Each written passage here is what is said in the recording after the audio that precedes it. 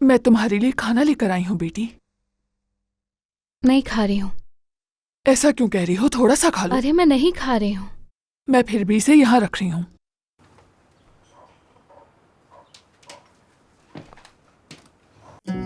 नवाल, प्यारी बच्ची,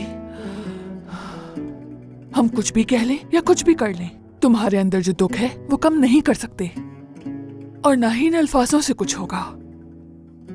मैं जानती हूँ इस वक्त में लोग नहीं समझ पाते कि क्या करें, लेकिन इस वक्त में इंसान को अपने प्यारों की मोहब्बत की जरूरत होती है, दोस्तों की भी जरूरत होती है।